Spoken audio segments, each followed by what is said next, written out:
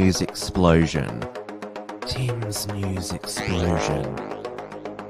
Tim's News Explosion. Tim's News Explosion. Tim's News Explosion. Tim's News Explosion.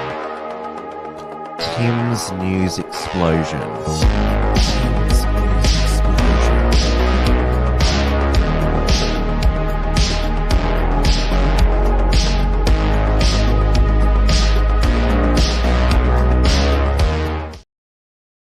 Hello, everyone, and welcome to this week's Tim's News Explosion on this Monday, the 12th of June, 2023. We are live on the Wilmsfront YouTube channel, the Wilmsfront Odyssey channel, but again, I haven't been able to go live on the Wilmsfront Rumble channel. Went well the first time 2 weeks ago, but subsequently it just hasn't worked. But I am uploading the replays to Rumble, so you will still be able to watch the show here, which if you're watching on Rumble, then you are watching on Rumble. And of course, I'm always live on Entropy, which I put into the YouTube live chat. Hello to everyone there, Peak Aussie Men and Palo Conservative Australia. Good to see all the regulars here. It is 8:30 p.m. here in Melbourne, Victoria, on this King's Birthday public holiday, where the big freeze at the G is held before the annual King's Birthday AFL game between Melbourne and Collingwood. So celebrities go down the slide into the ice pool and raises money for motor neuron disease, which former Melbourne coach Neil Danaher is suffering from. He's lived a lot longer than what medical professionals predicted. So this is why, because of his crusade and both his him enduring the disease is why that this has become an annual event. So you'll probably notice around Melbourne the blue and white beanies. That's for the big freeze at the G. Now, Melbourne beat Collingwood in the end by 4 points. It was a thriller. So Collingwood are not invincible. It's their second game that they've lost for the year, but they're still top of the table. But the biggest off-field news from the AFL over the weekend is Richmond Tigers player Marlon Pickett. He was arrested and charged with 12 offences related to aggravated burglary, stealing, and criminal damage. So Richmond played Fremantle on Saturday night, which Richmond won. And now the police didn't detain him and arrest and charge him until after the game, which I guess those officers there must have been West Coast Eagles fans if they wanted him to play to beat Fremantle.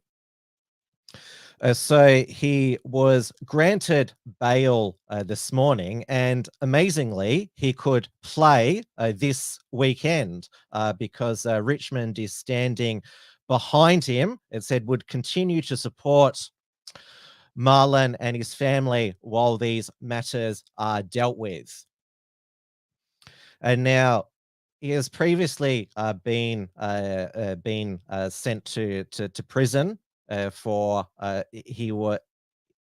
he has a record of committing similar crimes and served a 2.5-year jail term around 2010 and 2011.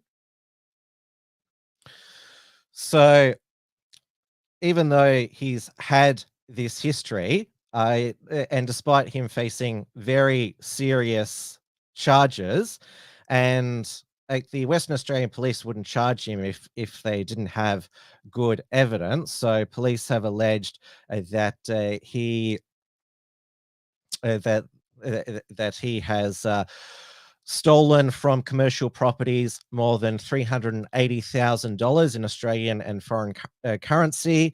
They alleged that a camper van was hired in Pickett's name, which was driven interstate along the way, and sums of $6,000 and $9,000 were deposited in his bank account. Given that he's a Premiership AFL player, why does he need extra money?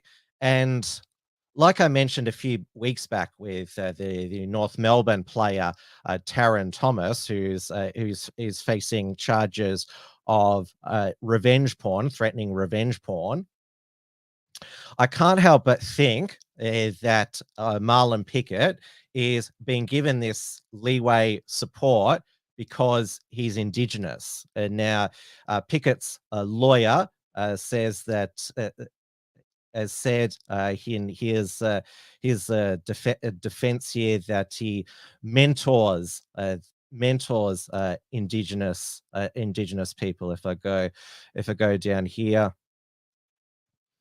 what his lawyer said.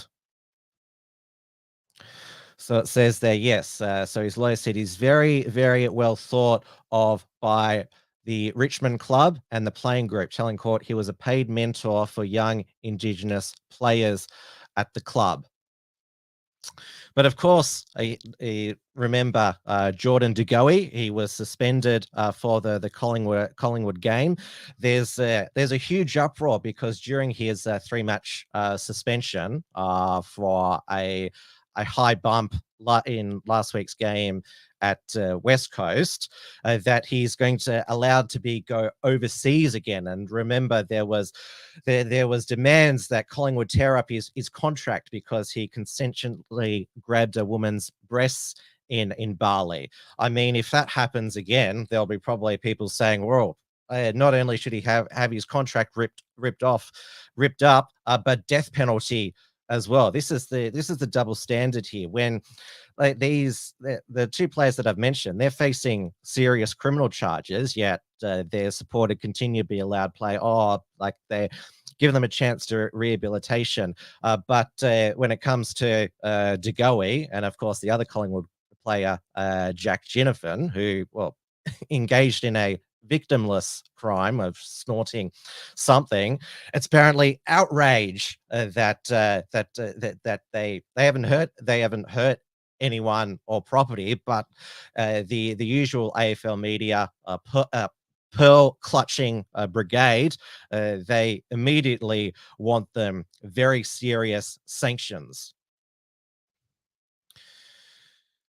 Now, with what was formerly the Queen's birthday during the reign of Queen Elizabeth II, it's now the King's birthday. And so there is a list of honours in Australia's honours system, which is announced on the King's birthday. So Barry Humphries got a posthumous AC, which is the highest, Companion of the Order of Australia, AC. And much was made this year that there was more women who got Order of Australia awards than men. But one of the men who was honoured was Tim Winton, a author who's a lot of his books have been made into Australia's film. And Moya Dodd, a former vice captain of the Matildas, she got an AO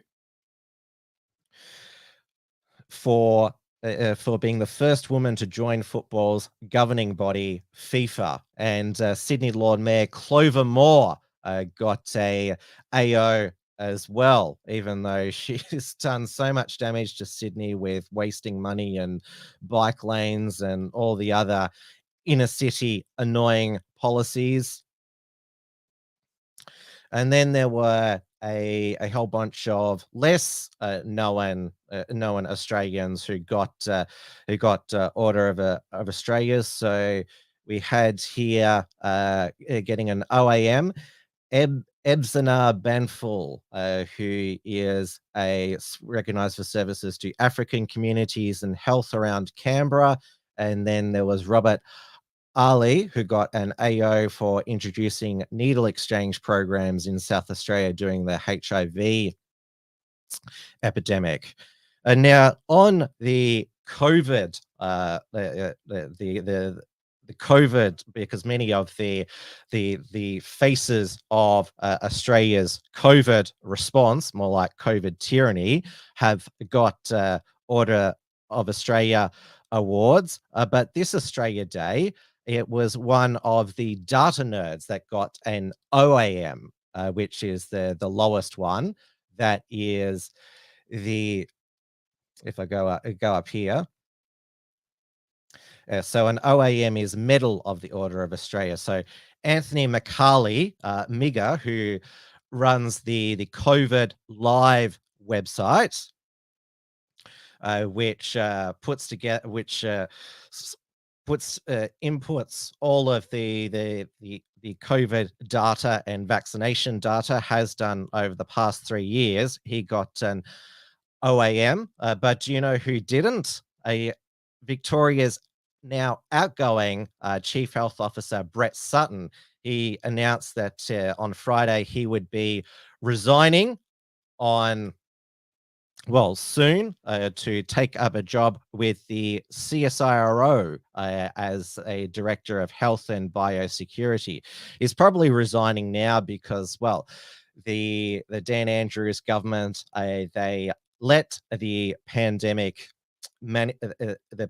declaration lapse in October last year, when the mandatory self-isolation was dropped, and so he could no longer give his advice about, well, he was always a fan of mask mandates and all sorts of other rules and restrictions. I mean, during Victoria's 6 lockdowns, during 5 of them, he mandated outdoor masks, utterly ridiculous. So he probably saw the writing on the wall, and that he was no longer getting any publicity with his COVID commentary, and the fact that without any restrictions, the 4th and 5th Omicron waves in Australia have just passed us by with less deaths.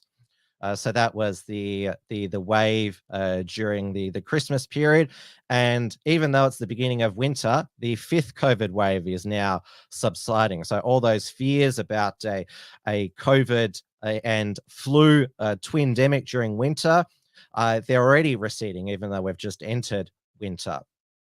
And now Brett Sutton was asked if he had any regrets, and this was his response at his last press conference. Any regrets? Oh, look, there shouldn't be a person in the world who's been part of the public health response who wouldn't reflect on things that they would do differently, things that they regret. I'm absolutely no different in that regard. We acted with the understanding and information that we had at the time, with the best of intentions, and with an eternally focused eye on protecting the health and well-being of Victorians. That was absolutely my view. Would I do things differently with the knowledge that I have now, with the understanding we have about the virus, about it, everything to do with it? Absolutely I would. But my intent was always to protect the health and well-being of Victorians. I mean, it was pretty obvious earlier on that it was almost impossible to catch the virus outdoors, yet Brett Sutton, he ordered people to be in their homes 22, 23 hours a day, and even closed playgrounds, which he now admits was a mistake. But he says, look, I had well intentions, even though we're still living with the aftermath of lockdown restrictions, livelihoods, businesses smashed, mental health, child development still suffering. But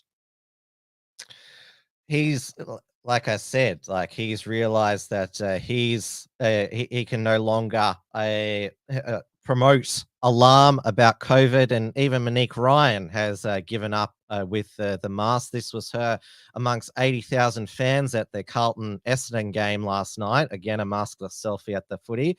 She said, "Hope springs eternal." Well, as a Carlton supporter, they lost by 34 points, so there's no hope for you as a Carlton supporter. Now, I'm going to be I've been alerted in the chat by Monica Schmidt, who must be watching from France, and I know that Monica has. Well, she's raised a few eyebrows on social media, claiming that in World War II, Australians fought the communists, which Australia was allied with the communists in World War II against the Nazis and communists. So I'll go over to Entropy. So Johnny, the UFO pilot, has sent through $7 and so said, "Greetings, Earthlings. I am John from outer space. I have come to dock men's penises and take back to my home planet for examination. I've captioned Morgan J. Penis, Jonas, but it looks like I'm too late. Aliens have clearly done that to him." Yes, one of the stereotypes around aliens is that they conduct anal probes, but according to Johnny, the UFO pilot, they're more interested in if this is a real UFO pilot, they're more interested in in a certain man's front part. Now, there is also another super chat from John Smith for $3. And he says, "Lauren Southern banged Blair Cottrell when she was married. She's a slut." Well, I have no knowledge of that. I can ask Blair for you if he has ever banged Lauren Southern. But yeah, that's news to me. Of course, Lauren Southern did a whole over 1 hour vlog where she talked about her divorce and aired her dirty laundry, which obviously we heard one side of the story if you decided to watch it all, but I'd like to hear the other side as well. Now, even though obviously nobody but the COVID hypochondriacs even mention it's hardly mentioned in the community more.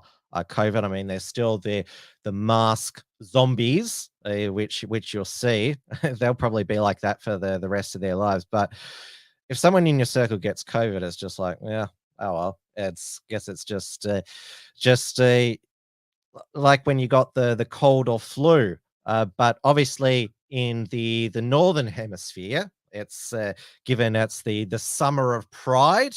There is there could be a potential second wave of monkeypox.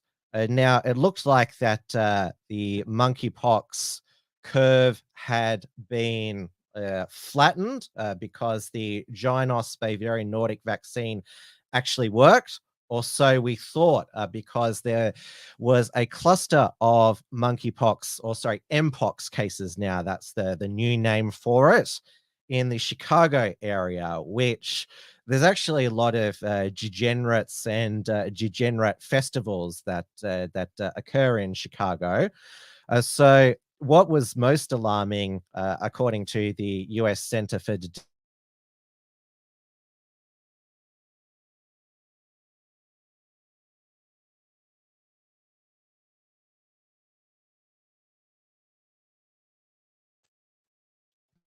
which is quite alarming. Did I just die there? Am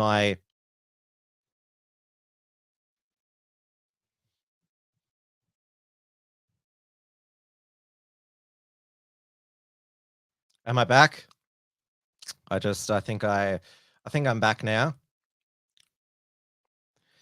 people in the chat will able to know. But yes, it's quite alarming that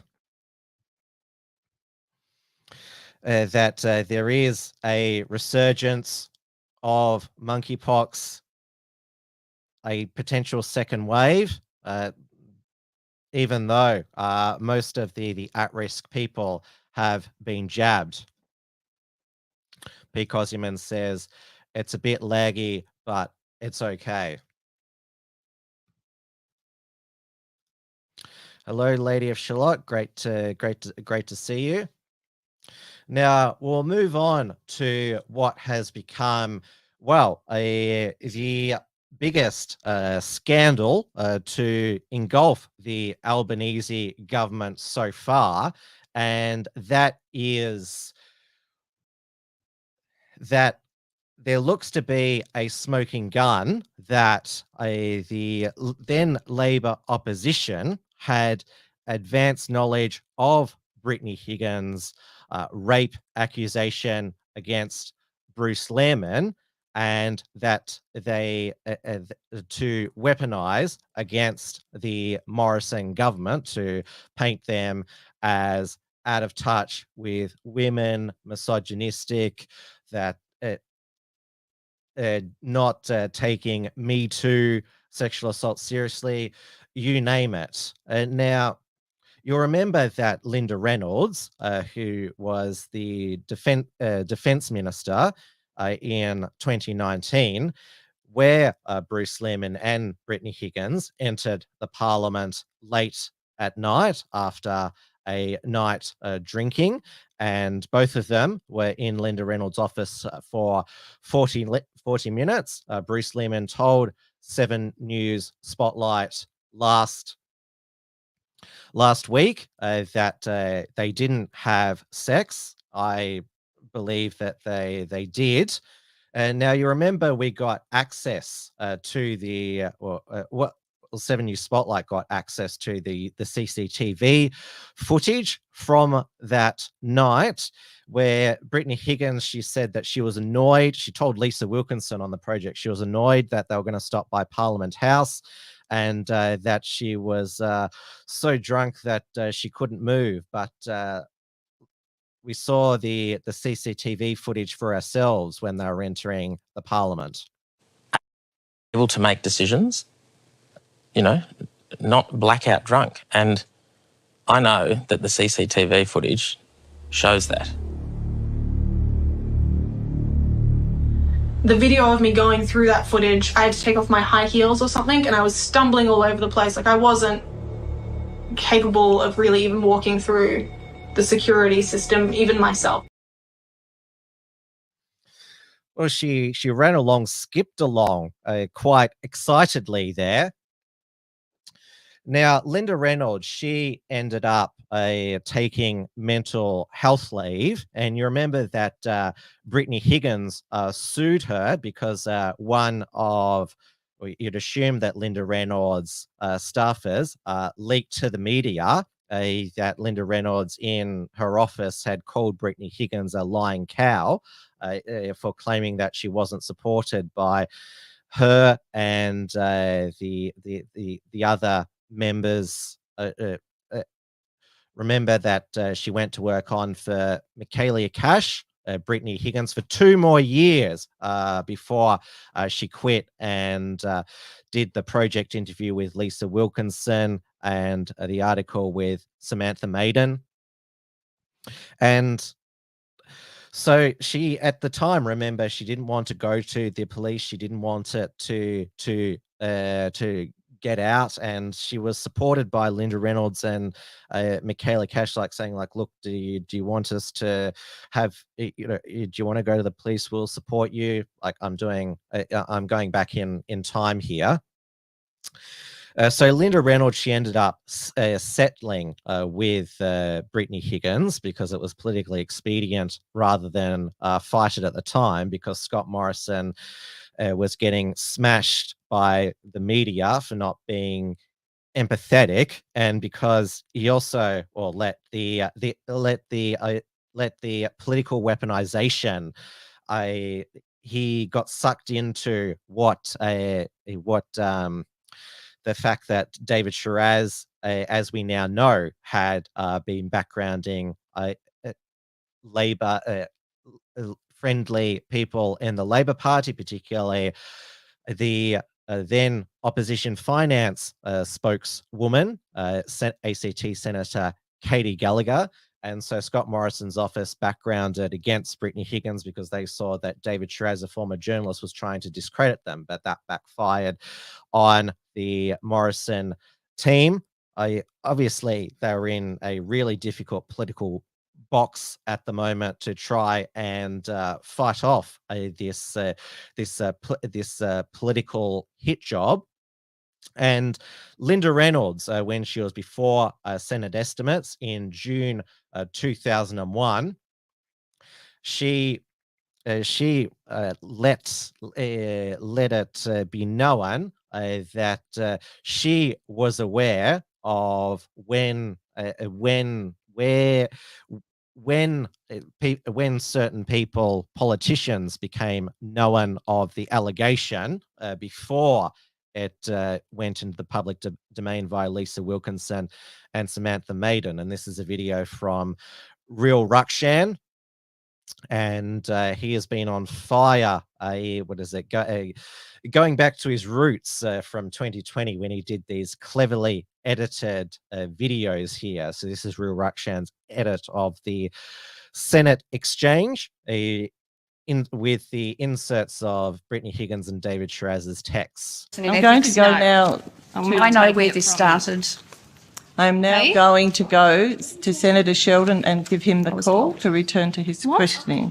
I beg your pardon? No, Chair. Order. No, Chair. She's just made an imputation on the Hansard. We'd like to understand what she's just said. You said I know where this started. I know where this started. What do you mean? Senator Wong, I really don't think we should be doing this here, but if you want me to do that. Yes. I was told by one of your senators 2 weeks before about what you were intending to do with the story in my office 2 weeks before. I had no knowledge of this. No one had any knowledge. Okay. I had no knowledge. How dare you? Order. Now we will It's all move. about We will protecting either, yourself. we may suspend if we. No one had any knowledge. Okay. I had no knowledge. How dare you? Order. Now we will It's all move. about We will protecting either. yourself. We may suspend if we. No one had any knowledge. Okay. I had no knowledge. How dare you? Order. Now we will It's all move. about We will protecting either. yourself. We may suspend if we.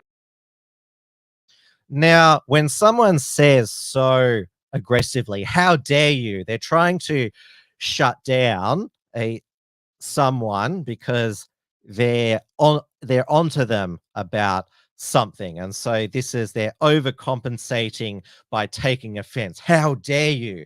I remember getting an email once from some hysterical woman saying, how fucking dare you? And remember, there's that Catherine Tate character, the man who denies that he's gay, and when he's accused of being gay, he says, how very dare you?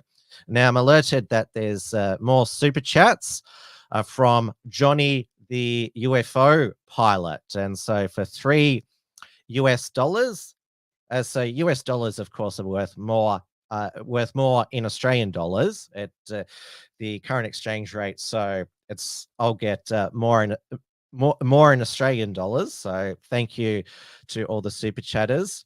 So Johnny says Lauren Southern was anally probed a few times while married, had nothing to do with the aliens though. Oh, well, I don't know anything about that. I haven't heard that. And then there's another super chat from Johnny, the UFO pilot, for also $3 USD. What does Lauren Southern and Dia Beltran have in common? Both are annoying cunts who can't keep a man and play the victim. There was a lot of victimology in Lauren's 1 hour video, and it is sad to see supposed anti-feminists, when things don't go their way with men, then they play the woman card. I mean, we see that in politics as well. When Julie Bishop, she said she wasn't a feminist, but when she only got 9 votes to be prime minister, said that she reminisced about when I was the only woman around the cabinet table, and when there was more women who joined me when Malcolm Turnbull was Prime Minister. It was a very different atmosphere. Now, on that topic, bringing us back to the unraveling of Me Too 2.0, not because obviously post the 7 News spotlight, we saw those text messages between Brittany Higgins and her now fiance, David Shiraz, which for somebody who says they were raped and it's a very traumatic experience, it was a very coordinated war game by them to make sure that they wanted to inflict maximum damage on Scott Morrison. Now, Katie Gallagher, she went to ground for a number of days when it was clear from the text message that David Shiraz had given her the heads up that something was about to break, and she only claimed clean on Saturday. I was told by one of your senators 2 weeks before about what you were intending to do with the story in my office 2 weeks before. Oh, I had no knowledge of this. No one had any knowledge. Okay. I had no knowledge of this. How dare you? Order. Now we will It's all move. about We will protecting either, yourself. We may suspend if we're going. Did your colleague mislead Parliament? No, Well, from that vision, it shows that she clearly did. it did not. In terms of what I knew, I was aware of some allegations in the days leading up to the choice of Ms. Brittany Higgins to make those allegations public. No one had any knowledge. Okay. I had no knowledge of this. How dare you? Order. Now we will It's move. all about we will protecting either, yourself. We may suspend if we're going. So you were corresponding with Mr. Shiraz? Mr. Shiraz provided me with information. I think we've seen that in the paper in the last couple of days. I did nothing with that information. No one had any knowledge. Okay. I had no knowledge of this. How dare you? Order. Now we will It's move. all about we will protecting either, yourself. We may suspend if we're going. Well, from that vision, it shows that she clearly did. It did not. Exactly what allegations were you made aware of? Look, that there was going to be some public reporting that a young woman making serious allegations about events that had occurred in a minister's office were going to become public. I was given some information. I did nothing with that information. I've been clear, I've been honest.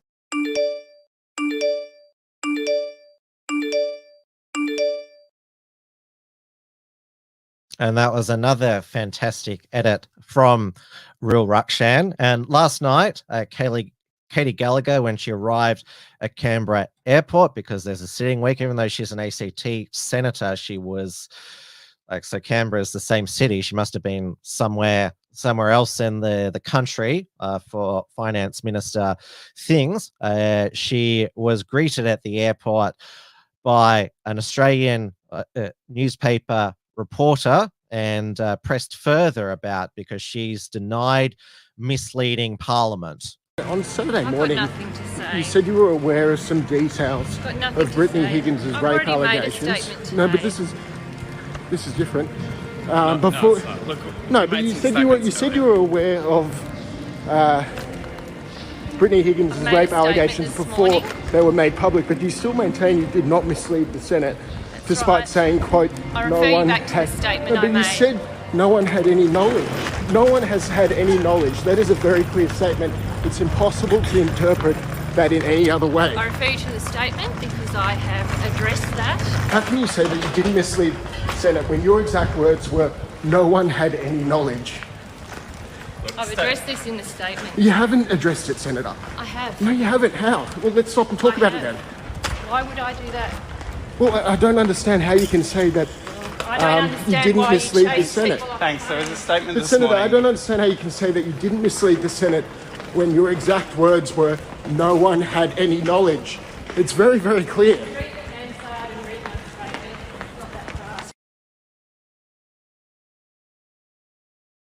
Gee, what a bitchy mean girl. And that was one of the Daily Telegraph newspaper headlines. It has a Wong and Gallagher on the front page saying the I mean girls, because Katie Gallagher says that when she says nobody had any knowledge, she said I meant when Linda Reynolds claimed that they knew 2 weeks beforehand and she was tipped off by one of your senators. Now that senator that Linda Reynolds was referring to was the late Kimberly Kitching. Now, at the time, and this is by Samantha Maiden, who also broke the Brittany Higgins story, is that Kimberly Kitching, in a letter to colleagues dated June 21, 2021, she denied Senator Reynolds' claims that she said there was a political plot to embarrass her, because you will remember the reason why the late Kimberly Kitching, who died suddenly in March 2022 at the age of 52, the reason why she referred to Penny Wong, Christina Keneally, and Katie Gallagher as the Mean Girls is because, well, they didn't believe Kimberly Kitching at the time. Her denials that she had tipped off Linda Reynolds that something was coming, and so the three of them said that's against the rules and you can't sit with us. And now one of the Mean Girls, of course, is not in the Parliament. Christina Keneally lost her bid to go to the lower house, parachuted into, she wanted to be parachuted into the seat of Fowler. She said in an interview with The Australian recently that she has finished her political career, which we all breathe a sigh of relief. And now there's another super chat here from John Smith for $3 US, and these are super chats, so I have to read them out. And he says Lauren Southern is a dirty whore with a bashed box and no husband. There's certainly a lot of strong opinions about Lauren Southern's video. I noticed that the right-wing sisterhood all expressed sympathy with her, such as Candace Owens, Lauren Chen, and also philosopher Kat, and also the woman from the Blaze TV, Ali Beth Stuckley, and also Evelyn Ray of Cauldron Pool got a shout out from Lauren Southern, and so did Jordan Peterson as well. And now the other big story from last week, which of course is the Ben Robert Smith defamation verdict in the federal court. Now, you will recall The Age and other 9 media, such as 60 Minutes, went on a victory lap and published story after story, further assassinating Ben Robert Smith's character and reputation, because, hey, what they reported was the judge ruled wasn't defamation, so why not just keep kicking him?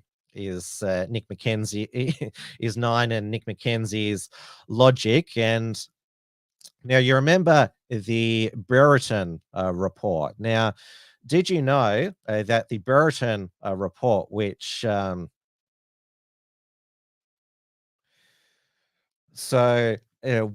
of so the Brereton report was triggered by a sociologist, believe it or not, Samantha Kromvotz, so an expert on organizational culture. So it was commissioned by the Department of Defense in 2015 to produce a report that led to military personnel disclosing claims of unlawful behavior alleging war crimes. So she's been profiled in The Age newspaper.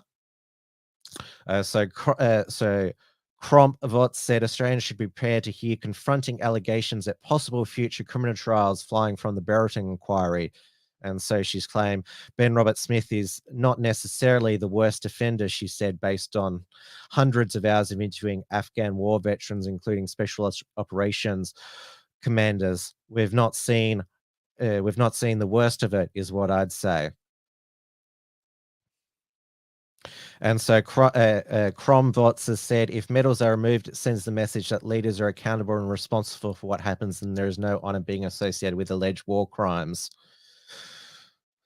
So there you go. Apparently, sociologists they have been one of them has been one of the driving forces behind the creation of the Brereton report there.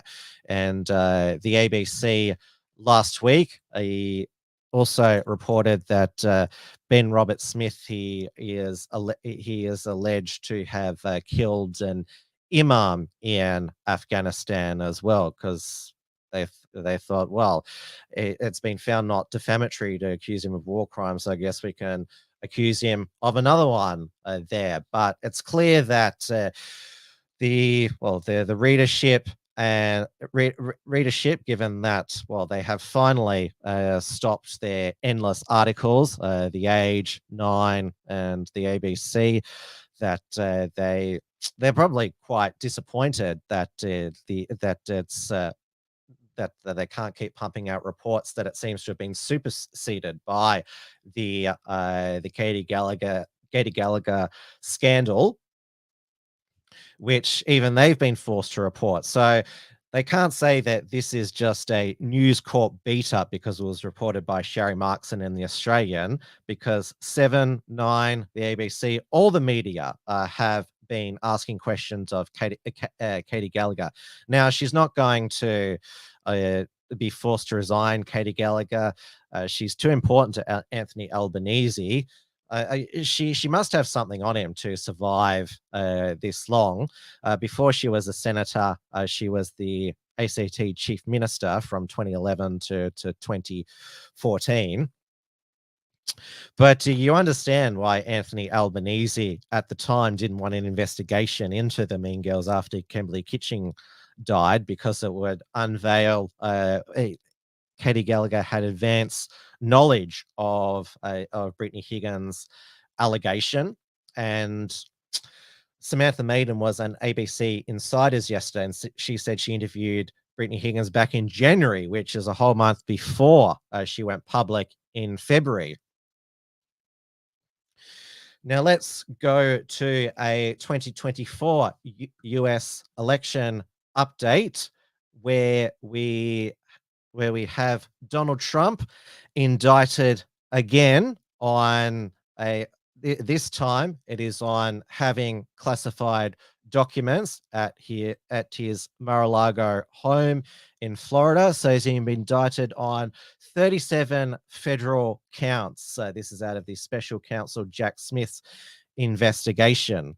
And so if he is found guilty, he faces 100 years in prison, which is just insane. And it's alleged that he bragged on his New Jersey golf course that he had classified documents and that he hadn't declassified them. So there's apparently an audio recorded meeting with a writer, a publisher, and 2 members of his staff.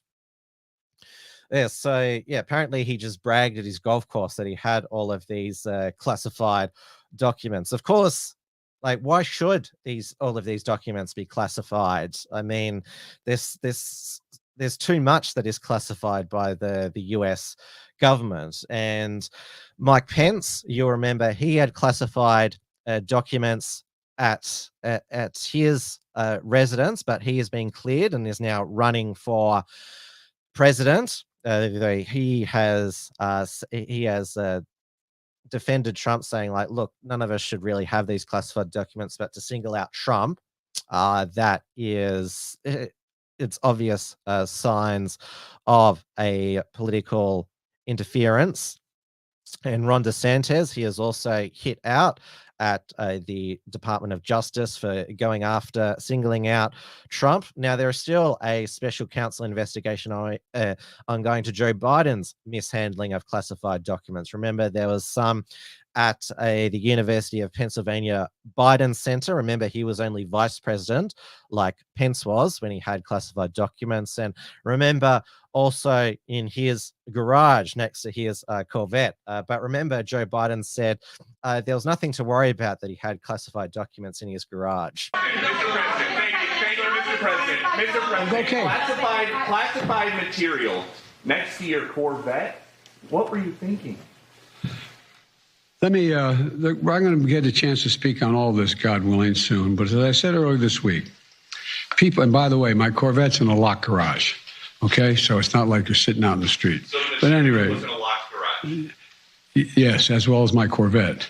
But as I said earlier this week, people know I take classified documents and classified material seriously. I also said we're cooperating fully and completely with the Justice Department's review. As part of that process, my lawyers reviewed other places where documents from my time as vice president were stored, and they finished the review last night. They discovered a small number of documents of classified markings in storage areas and file cabinets in my home and my personal library. This was done in the case of the Biden Penn. This was done in the case of the Biden Penn Center. The Department of Justice was immediately, as was done, the Department of Justice was immediately notified, and the lawyers arranged for the Department of Justice to take possession of the document. So we're going to see all this unfold. I'm confident. Thank you very much.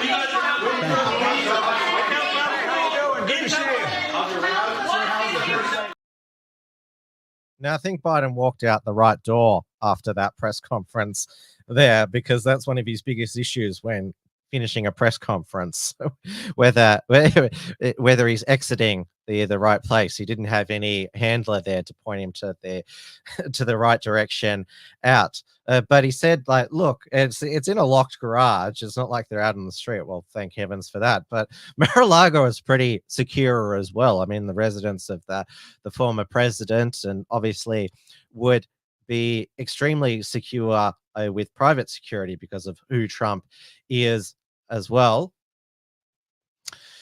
Now, Donald Trump, he hit out at Joe Biden, at his Justice Department attempt to jail a political opponent at a rally in Georgia.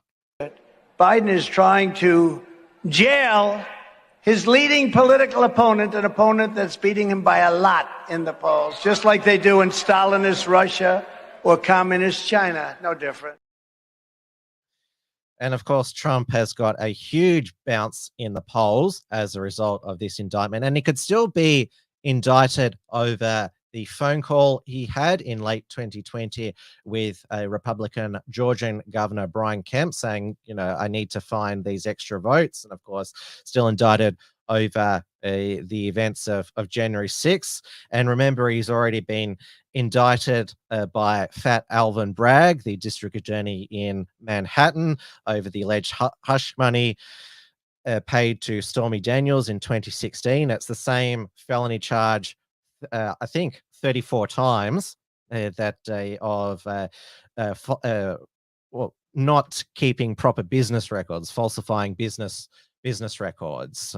Now, while we're on the topic of presidential elections, there was the death this week of 1988 Republican presidential candidate, T-evangelical Pat Robinson, a co-host of the 700 Club, died at the age of 93, and he became quite senile in his old age, but yet still did the 700 Club. And there used to get viewer mail, so Christians writing into him, asking him for advice. And in his old age, he was pretty blunt with some of the things he said.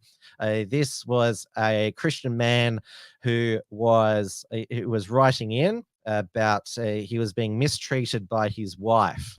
first one comes from Michael, who says, my wife has become a real problem. She has no respect for me as the head of the house. She insults me. She even went as far as stretching her hand to beat me. I've lost my self-confidence. Her words hurt so much, and she refuses to talk through our problems. Please tell me what I can do. Well, you could become a Muslim, then you could beat her. But in lieu of that. You don't want to go to Saudi Arabia? No. You know, I think this man's got to stand up to her, and he can't let her get away with this stuff. And, you know, I don't know. I don't think we condone wife beating these days, but something's got to be done to make her physically. But I mean, why would she not want to talk through their problems? That's so unlike. She is just totally. Well, she's rebellious. The chances are she was rebellious with her father and mother. She's a rebellious child, and she doesn't want to submit to any authority. And she probably had temper tantrums when she was a kid. And you know, the little girl, I hate you, and she wants to slap her father. Well, that's the same kind of thing. She's transferred the father. Now, she might. Oh, I hate to say everything's got to be some psychological counseling, but. You know, well, no, but I think you need a third party here. Yeah, definitely. But that's the problem. She does not understand authority. When she was growing up, nobody made her behave. And now you've got a 13-year-old in a 30-year-old woman's body, and she is acting like a child. Yeah. Now, what do you do with that? You can't divorce her, according to the scripture. And so I say... Move to Saudi Arabia.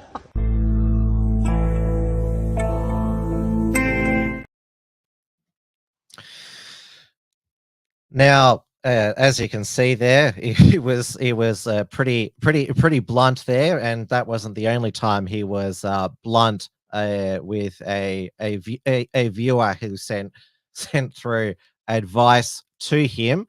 Now, I also people in the chat. Also remembering the Unabomber Ted Kaczynski, who died at the age of 81 in the Durham County Penitentiary in North Carolina. Of course, he was infamous for sending mail bombs to universities and on airplanes, killed 3 people, maimed around 20. And his manifesto, he was against technological advancement. He said that it led to just people being cogs in a machine. He was a primitivist, but his mind was definitely twisted by being subjected to, when he was young, CIA, MK Ultra drug experiments, which he was a talented mathematician, but that medical experimentation completely messed with his mind. And well, it seemed in a way like the people that he killed and maimed, most of them were innocent people, but it seemed inspired in part by wanting to take revenge on those who contributed to the system that destroyed his mind. And we also tonight, it is being reported the death of former Italian Prime Minister Silvio Berlusconi, who his party is part of current Italian Prime Minister Giorgia Meloni's government. So Silvio Berlusconi was 86. He was the original Trump, a billionaire, philanderer, quite eccentric and entertaining figure. I mean, he was the longest serving Italian post-war prime minister. Of course, he was famous for his bunga bunga parties, and even when he was meeting female world leaders, he checked them out. Angela Merkel, gave her the top down. Even Julia Gillard. So those were the high profile deaths of the past week. And now Joe Biden, he decided to deck the White House with rainbow flags. So this was his tweet. Today, the People's House, your house, sends a clear message to the country and to the world. America is a nation of pride. Is it the People's House? Because when a number of people turned up to, well, the People's Congress, a lot of them were put in solitary confinement without charge for over a year. Some are serving ridiculously long sentences of a decade there. Now, this user, Isa Lomeli, summed it up well. Historically, a flag is flown over an area as a way of signaling that a said territory has been conquered. Now we know this White House and the country have been conquered. There is no more land left to take. And it has been noted that Joe Biden, when he decked the White House with rainbow flags, there wasn't the US flag there, which is actually, that's against the law. There's always got to be the US flag flying at the White House. But of course, because it's Joe Biden, he'll probably get away with it. And in his speech, he gave a special shout out to transgender children. And he also talked about some other trans people.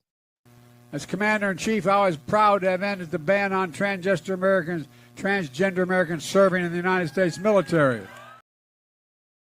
Transgesters. Now, you could call drag queens transgesters. I mean, drag queens, they're adult entertainers who, well, they perform very provocative and hypersexualized routines in these outrageous costumes. And there is one group of drag queens who the Sisters of Perpetual Indulgence, who, as the name suggests, is designed to mock Christianity, in particular Catholic sisters. So they were invited by the Los Angeles Dodgers baseball team to their Pride Night. Now, there was backlash. They were uninvited, and then there was backlash to that. So they were invited. And a Democrat Congressman, Scott Wiener, you might remember him, he lowered the penalty for underage sodomy in California, honored one of the Sisters of Perpetual Indulgence at the California State Capitol in Sacramento. So proud of Sister Roma and her work in the community, and I'm proud of California for standing strong to support LGBTQ people as our community is under assault in the rest of the country. Sister Roma went on to say it's an incredible honor to have been nominated. She says being recognized not only means a lot to her, but the LGBTQ community at large. Now, there is a bill before the Californian, I'm not sure if it's called, it's called the State Assembly. So it's called AP 957.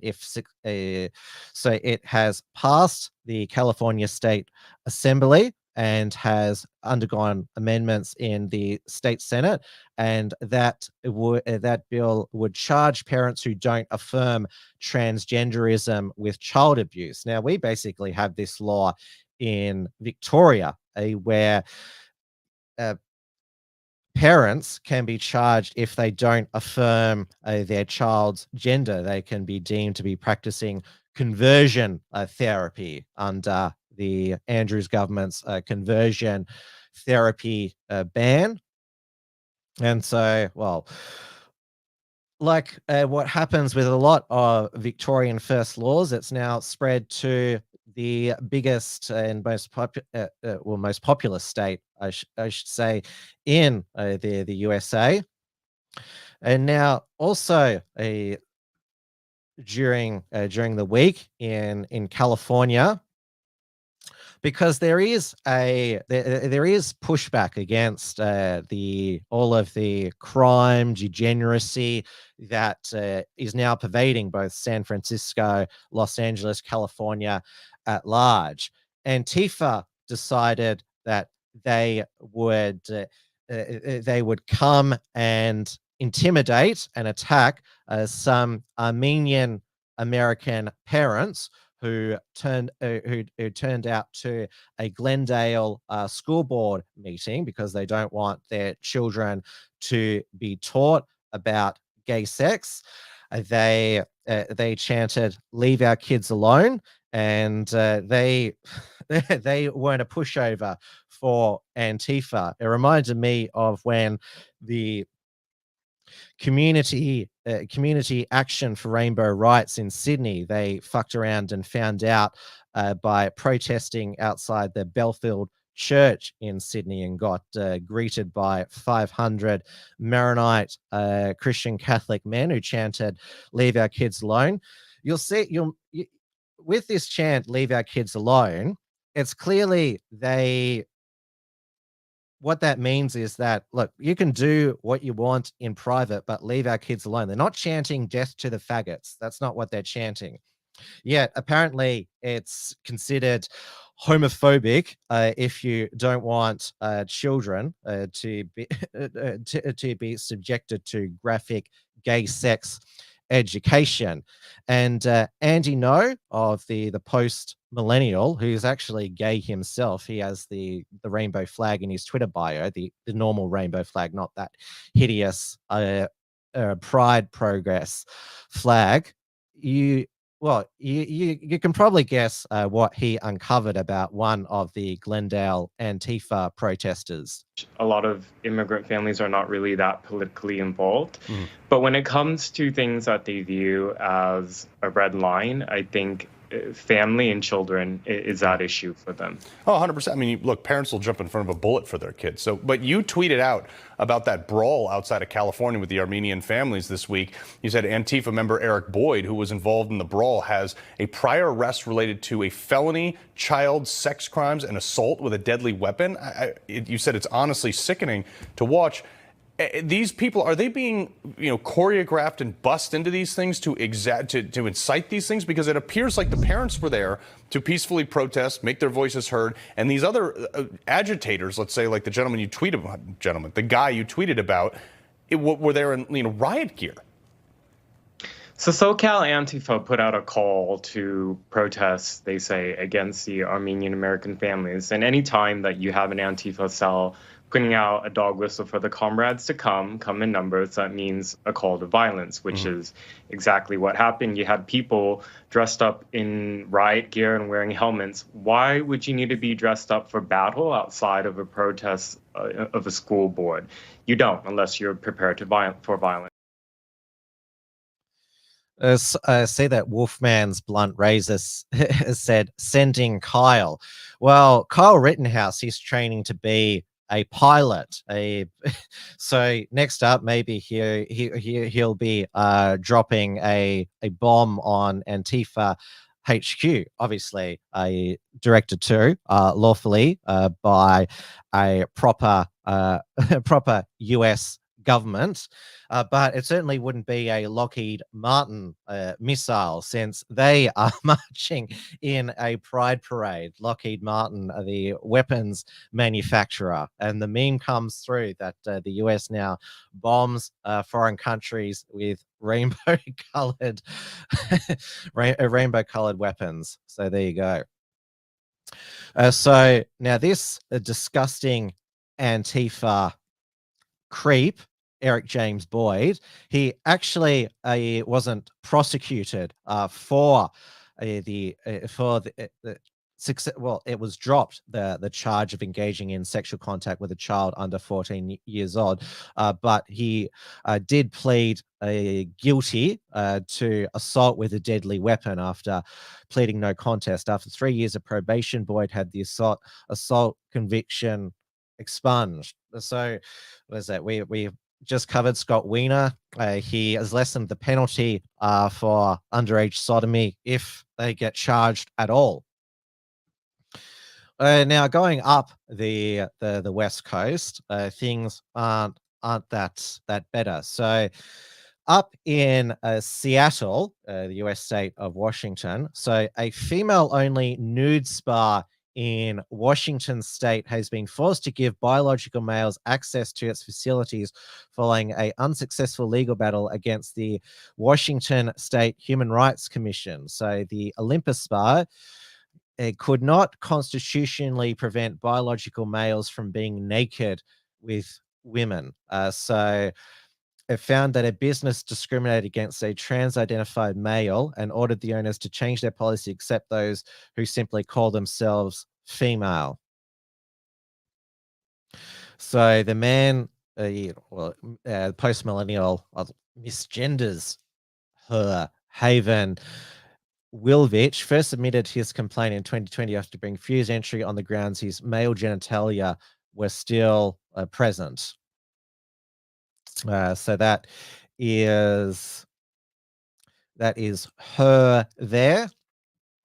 Now, I don't know what it is that, like, obviously this is a disgusting ruling, but what is it about US culture that when they go to spas or gyms that in the change rooms and that they just all strip off naked and shower in front of each other? Like, we're a lot more modest here in Australia. There is no way that I would shower naked in a public men's change room. I mean, I'm not even comfortable with like whipping it out at a urinal. Yet from a young age, boys and girls, they're forced to shower naked with their own gender, but that's still a very, that would still be very uncomfortable. And of course, now that we're seeing trans women be granted access to women's areas, you have trans women showering with their penis showing. There was a trans woman in Ohio who got off an indecent exposure charge, showering at a YMCA naked because the judge ruled that she was too fat for her penis to be visible. Now, all of this news is something for the aliens to to examine while they're here, because they apparently were walking this earth. There was a UFO that landed in Las Vegas and was spotted by a Hispanic family. Aliens were spotted walking in their backyard, and they reported it to 911. This is a local Las Vegas news affiliate, with their report, and they also include the police body cam of the suspected UFO crashing or landing. It's almost midnight on May 1st when a Las Vegas Metro police officer's body cam catches this, something flashing low in the sky. 911 emergency. Minutes later, there's like an 8-foot person beside it, and another one's inside, and it has big eyes and looking at us, and it's still there. Someone calls 911 reporting two large figures in their backyard. No, I'm so nervous right now. The 8 News Now investigators obtaining another officer's video as he's sent to the Northwest Valley home. I have butterflies, bro. Everyone saw a shooting star, then these people say there's aliens in their backyard. By now, it's more than an hour after that bright light. Officers meeting up with the caller and his family. What'd you see? It was like a big creature.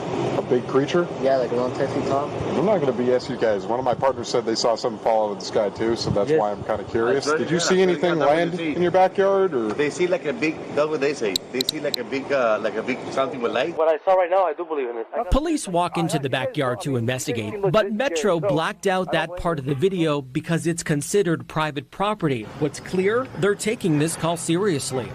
Hey, this might sound like a really dumb question, but did you guys see anything fall out of the sky? Asking others what they saw. I would normally discount it as nothing. However, seeing as one of my partners said they saw it too, Only reason I'm actually investigating it further. That investigation turning up no concrete answers as of Wednesday. Whatever or whoever fell into that yard, long gone within minutes. Oh, hey, if those 9-foot beings come back, don't call us, all right? Deal with it yourself. I ain't dealing with that. So yeah, this is quite weird, Brian was saying as we're watching this story. Now, we've been in contact with the family in that video, and as you heard in that 911 call, they seem very reasonable and honestly quite scared as you heard them in the call. No, they don't seem impaired in any way. And whatever crashed by the time that police got there was gone, but sources say that there's really no dispute. Something was in their yard. Exactly what, we do not know. Now, one of the members of that Hispanic family it looks about 18, 19. He's done a vlog on YouTube discussing what he saw. Now, Michael Knowles over at the Daily Wire, he said, "Did you guys hear about the 10-foot tall aliens that some guys who apparently don't own cell phones definitely saw in their backyard?"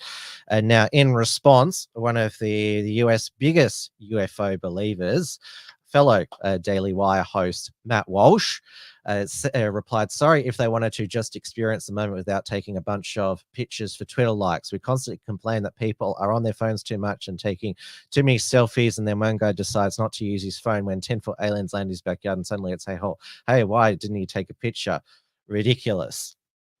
Now, if your home is being invaded by aliens, like some people, they're not going to think, "Oh, I should go and film this." So it's like, you might be just in too much shock, too much fear. Matt Walsh did a 15-minute segment on UFOs. He also did a segment on Apple's nerd goggles. Even though Matt Walsh, he gets his reach through technology, he still believes we spend too much time on our phones, and that Apple's nerd goggles are ridiculous. They're going to be over 5,000 Australian dollars. Matt Walsh's 15-minute UFO segment was based on that Ross Coulthart, an Australian journalist who's done at least two UFO special investigations for 7 News Spotlight. His interview with an US intelligence whistleblower, David Gersh, aired on News Nation, which is a fledgling cable news channel. And so this is a portion of the interview. The full interview is up on News Nation's YouTube channel. When you say crash retrieval, what do you mean? These are retrieving non-human origin technical vehicles, call it spacecraft if you will. It's probably not the right parlance, but no kidding, non-human, exotic origin vehicles that have either landed or crashed. We have spacecraft from another species. We do, yeah. How many? Quite a number. Now, he provided no document proof because it's classified. So it was all secondhand information. But the News Nation was eager to state that his credentials have been verified and that he's very well respected, and there's other intelligence analysts who have vouched for him. It's long been suspected that the US government has reverse engineered crashed UFOs.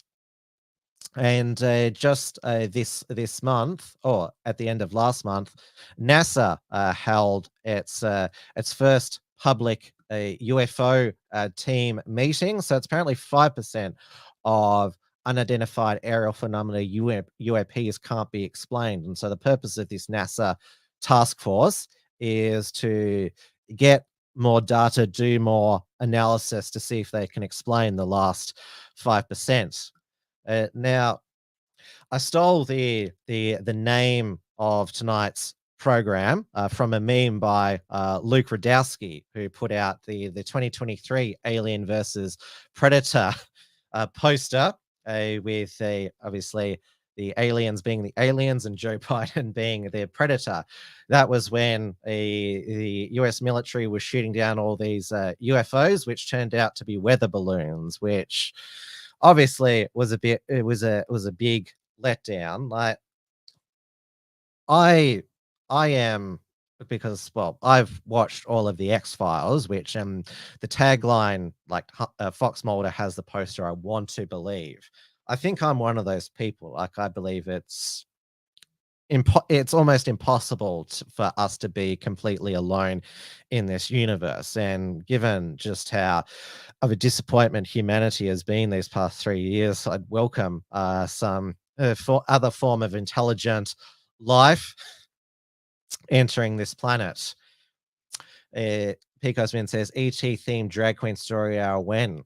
Yeah, they'll probably be blinded by the rainbows roaming around, because they're in the US during Pride Month. They're like, these blinding rainbows everywhere. I mean, that could be quite damaging to them. Who knows? We have no idea. And Matt Walsh, he could find out that an alien race maybe has 76 genders. I mean, but obviously when it comes to well, not just humanity, but animals on this planet as well, there's only 2 genders. Now, let's go over to the UK, where former British Prime Minister Boris Johnson, after the Commons Privileges Committee that was investigating his Partygate fines, was going to recommend suspending him from Parliament.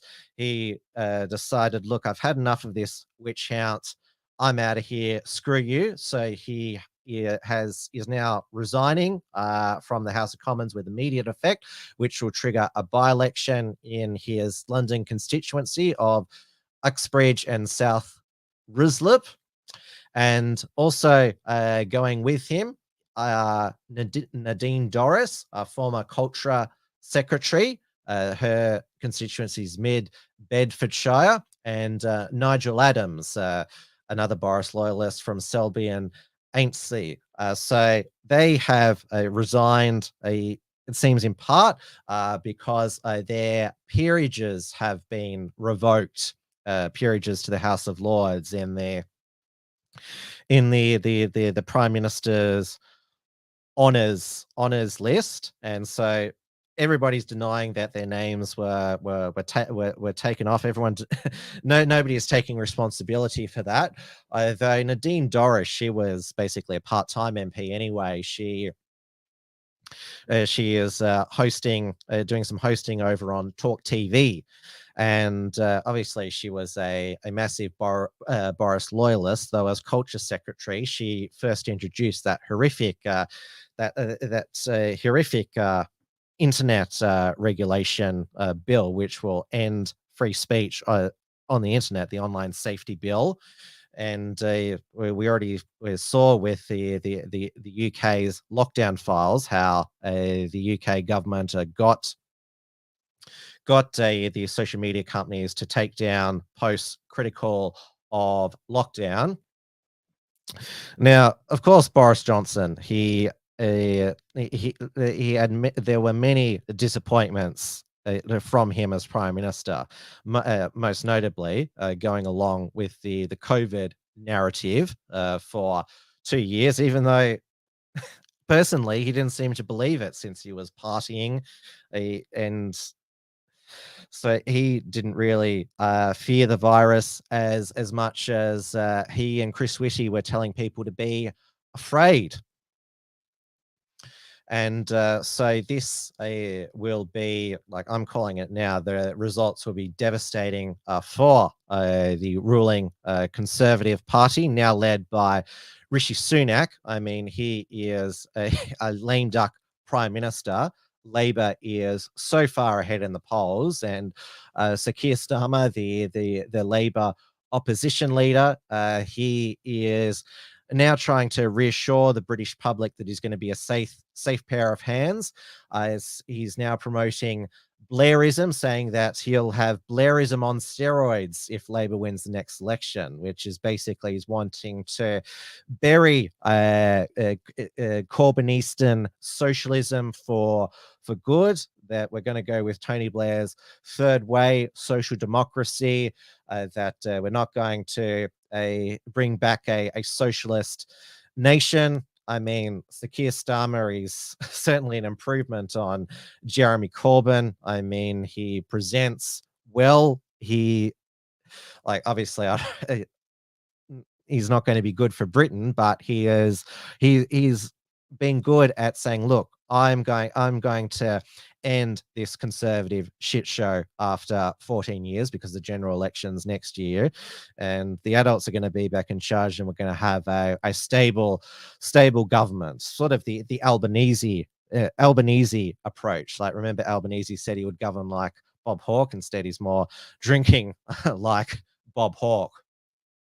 And also, in the last 24 hours, former Scottish First Minister Nicola Sturgeon was arrested and then released without charge. She was questioned over the missing £670,000 that have gone missing from the Scottish independence referendum fundraising, which seemed to, well, allegedly have been siphoned off to the Scottish National Party. Nicola Sturgeon's husband, Peter Morrell, was the Scottish National Party as CEO. So this is why Nicola Sturgeon quit, because she knew. And definitely the police, like, they wouldn't they would not arrest, detain, question a former First Minister of one of the devolved governments unless they had sufficient grounds there. I mean, it's good to see. Actually, in the UK, their misappropriation of funds is actually being properly investigated. I mean, we could have, we'd like some of that here in Victoria, and I'm sure that a lot of Americans would like that when it comes to the Biden family and their dealings with Ukraine and the Chinese as well. Now, moving on to the ITV this morning, Philip Schofield scandal.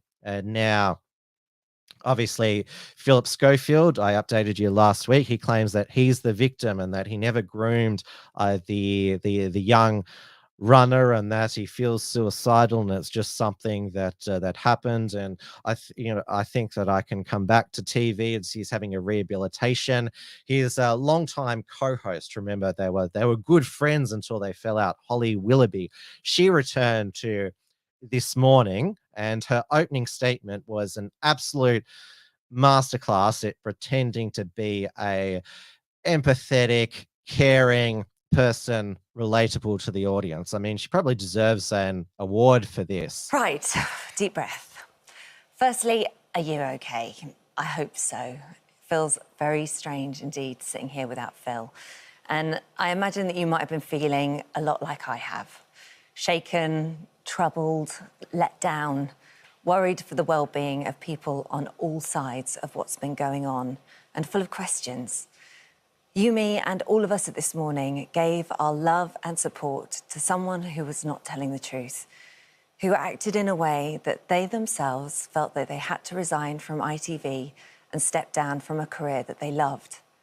That is a lot to process. And it's equally hard to see the toll that it's taken on their own mental health. I think what unites us all now is a desire to heal for the health and well-being of everyone.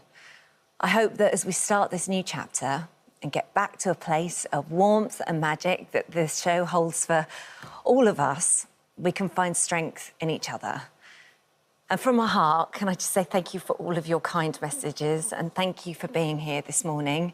Myself, Josie, Dermot, Alison, Craig, and every single person that works on this show will continue to work hard every single day to bring you this show that we love. So on that note, Josie. Come here, you bring it in. Bring it in. Thank you. All right. Thank you. I need a Josie cuddle. Oh. Thank you. Thank you. Thank you. Yeah. All we can do now is be the family that we are. Exactly. You know? Exactly. I mean, see how well this was scripted and how well she delivered it. Like, and obviously, including the audience saying we're all one big family. Like, obviously, she's probably never met hardly any of the audience. And now, Katie Hopkins, she decided to recreate a Holly Willaboobies a monologue. She comes up with all of these brilliant nicknames for politicians and celebrities about, well, what Holly Willaboobies' statement was really communicating.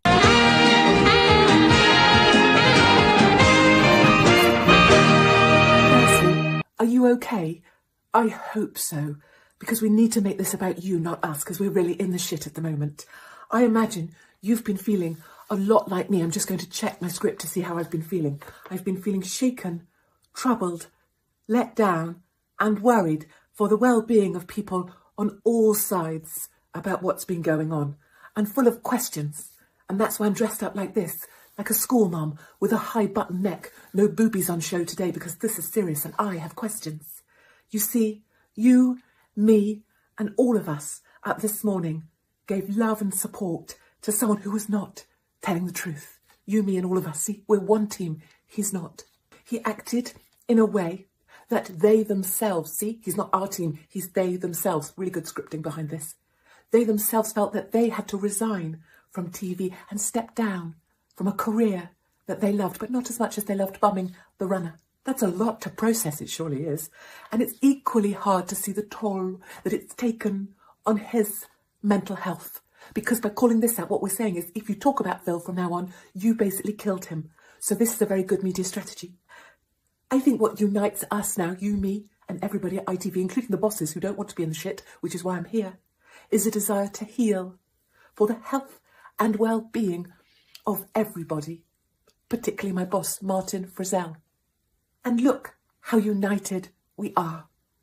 Piers Morgan, Dan Walker, even Jeremy Clarkson, speaking from the same ITV script, because they have future shows at ITV to protect. I hope that as we start this new chapter, see, we're turning the page, we're moving on, we're leaving this in the past, good scripting again, we're turning the chapter. We can get back to a place of warmth and magic that this show holds for all of us, particularly those of us who've known about this all along, but aren't so happy now that it's been found out. And we can find strength in each other, just as Phil found strength in Matthew. And from my heart, can I just say from my script, thank you for all of your kind messages. And thank you for being here at this morning with me and Josie. You'll notice no one else wanted to be on the show at the moment. But mostly thank you for helping me and my powerful exec husband and Kevin and Martin Frizzell cover up the grooming inappropriate affair and destruction of a young man's life.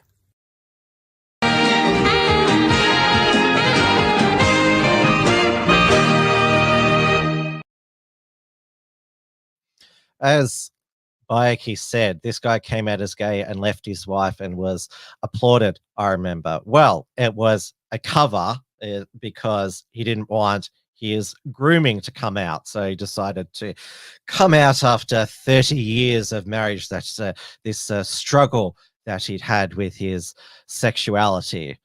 And, well, it was lauded as an achievement for Phil Schofield because, like I said, covering up for something, he tried the Kevin Spacey defense. Or deflection. I now choose to live as a gay man. And Katie Hopkins, as you know, I interviewed her on my Wilmsfront program in 2020. She is an absolute nice, down-to-earth woman in real life as well. I mean, obviously she has the reputation as the biggest bitch in Britain, but she was so lovely interviewing. It's one of the highlights of my time at the Unshackled, and as you can see, she is utterly hilarious. And Katie Hopkins, she also has done another video recently because it's that time of year again. June is the beginning of the British summer, and oh my God, it gets warm. And so the UK Health Security Agency, along with the Met Office, has issued code ambers for certain areas of Britain, and code yellows as well. So the yellow alerts issued were escalated to amber because it got over 30 degrees.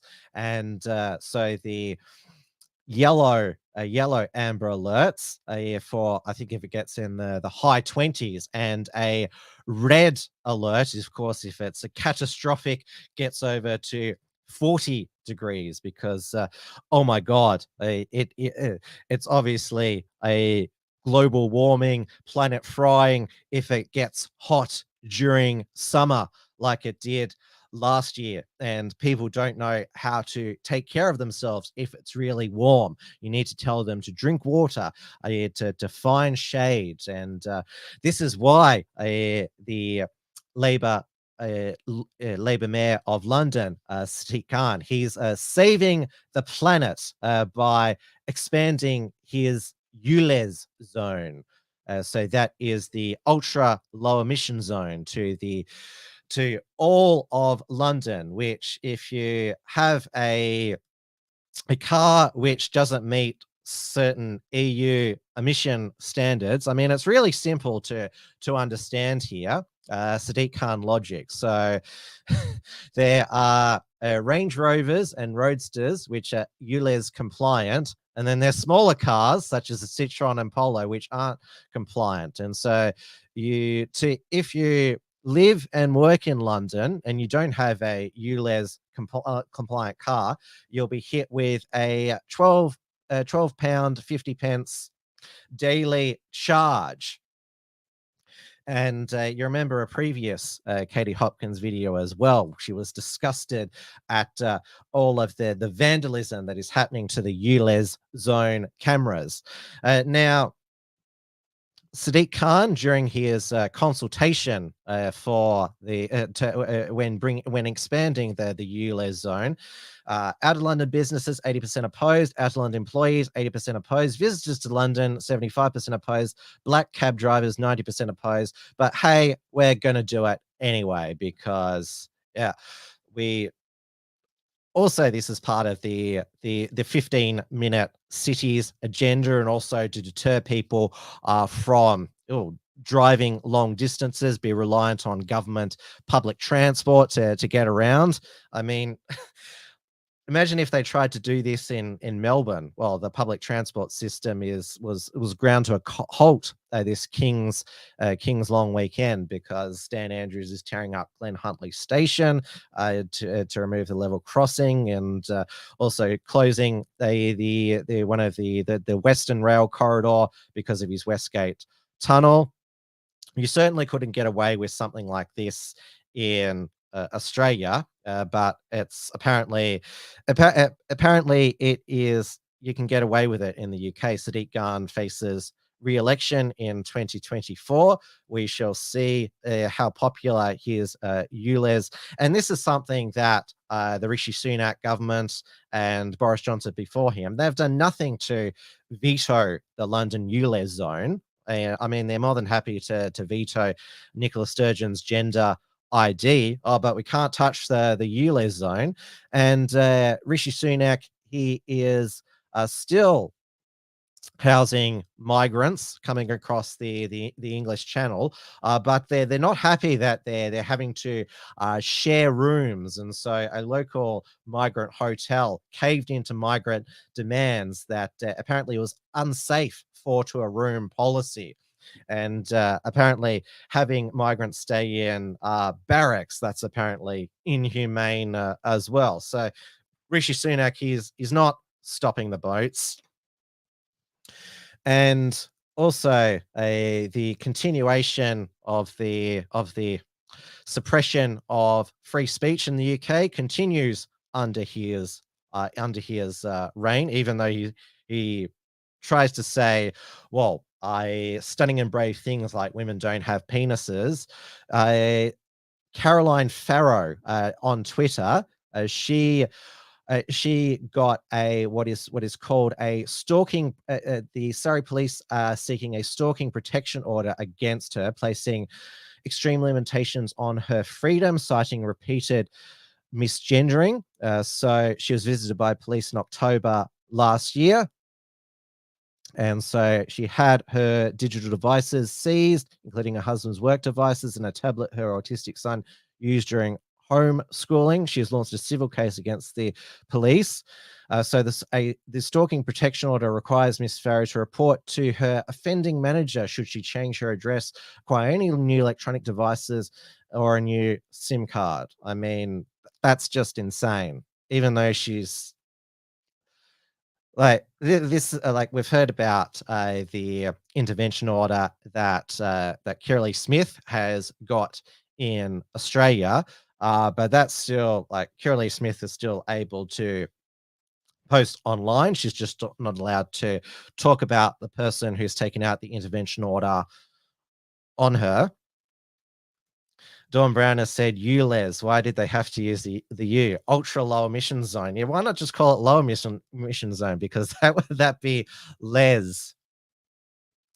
Now, another place where there is a lack of free speech, and there were lots of speech police arrests during the COVID pandemic, was Germany. And well, when you have a government which is suppressing its citizens, it's not surprising, and particularly that, Germany under Angela Merkel, she invited all of these illegal migrants into Germany.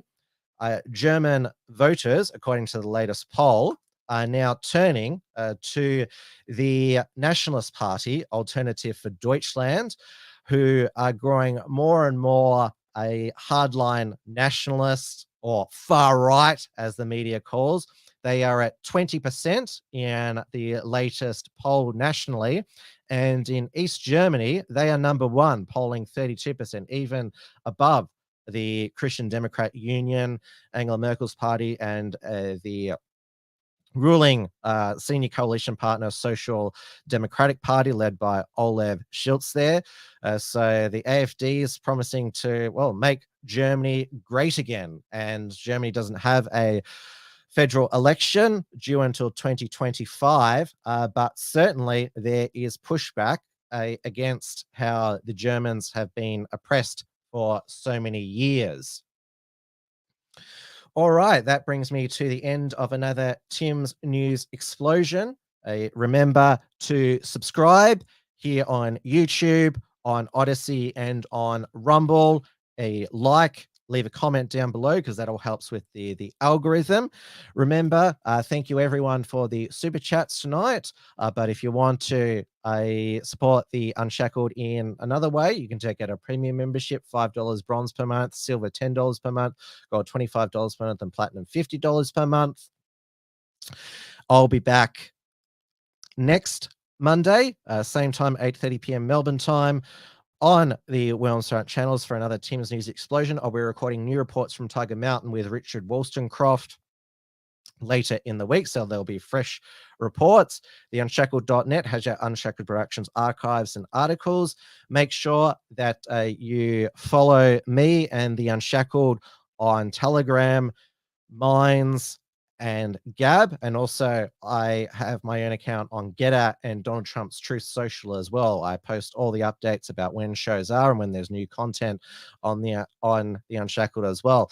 And just to finish off, do you think I'm due for a haircut? Because I feel my hair is getting quite out of control. So it's I have to put a lot of product in it before the show, otherwise it will go all over. So let me know in the comments that while I end the show, because I do read your comments, so when I end the show, whether I should get a haircut or not. Thank you so much again for your comments and support, and I will see you again next show. Stay safe, stay sane, stay free, stay healthy, stay warm. We are finally going to get a warm summer with El Nino finally coming, ending the El Nino wet, but that probably means we'll get red alert heat warnings during this summer. So I'm already counting down to this summer. So we'll get through this winter first, though. So stay warm and also stay happy as well amongst all the madness clown world. Good night, everybody. Tim's News Explosion. Tim's News Explosion. Tim's News Explosion. Tim's News Explosion. Tim's News Explosion. Tim's News Explosion. Tim's News Explosion.